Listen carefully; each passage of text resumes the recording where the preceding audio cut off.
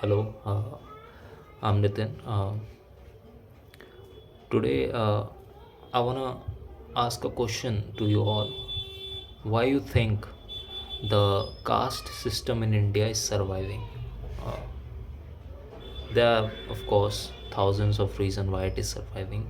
Many big forces are actively participating and making sure that it survives. But uh, philosophically, I'm if you look at the system in a broad way, I'm trying to think that way. Why you think that caste system in India is surviving?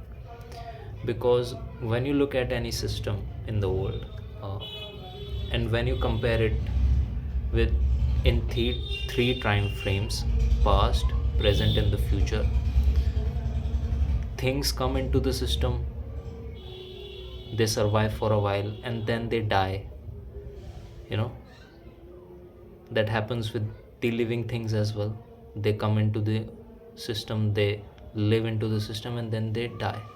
Then why it is that the caste system in India came into the Indian system, it became reality of the Indian system, and for the very long time it has survived, it is surviving, though we have a constitution, though we have laws, though we have rights that say we will not participate into the caste system, and even the people say that we don't like caste system, then still it is surviving. And I see no hope in the future as well, that in the 23rd century, 25th century, that caste system will be gone in India. I can't simply imagine India without a caste system, because the present government has not is not taking any steps to dismantle the caste in India.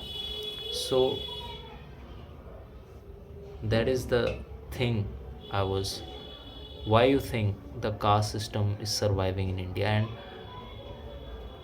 there is one very big reason I found it. Of course, there are thousands of reasons as well, but I one very big reason that I found was that in caste system there are walls. Those walls are very rigid enough that they will never get dismantled on its own. They are rigid, that they are strong enough, but they are not tall enough to stop the movement. What I meant to say, these walls stop the traffic, of course, stop the traffic, but those who wants to really jump across the wall can jump across the wall, not because the caste system allows it, because the law of India, the law of the land allows it. So the walls of the caste system are stopping the traffic, most of the traffic, but those who are strong minded, those who have the power, socio economic political, uh, and those who have the guts, born in the right place at the right time, types of people,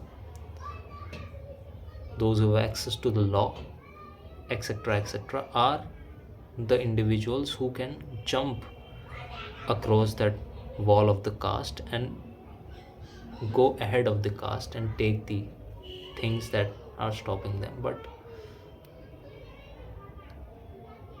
that is that is not letting the revolution to happen,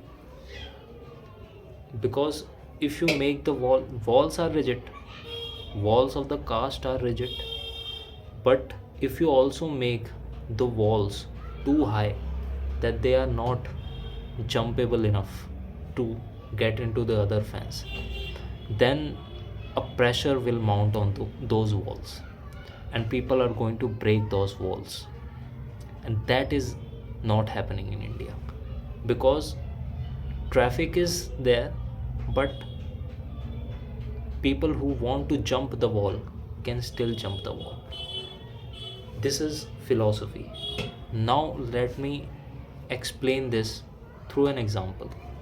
Suppose there are two individuals who are born in India. They are innocent people, they are born in India. uh, Now one is a boy, one is a girl, they fell in love with each other. They fell in love. It's a biological thing. One is a boy, one is a girl. It's a natural thing, they will fall in love. But they're not aware of the enough that caste system in the social strata of India prevails, and it's going to be a problem in the future. So now the legal system of India allows these two individuals to have a marriage and have kids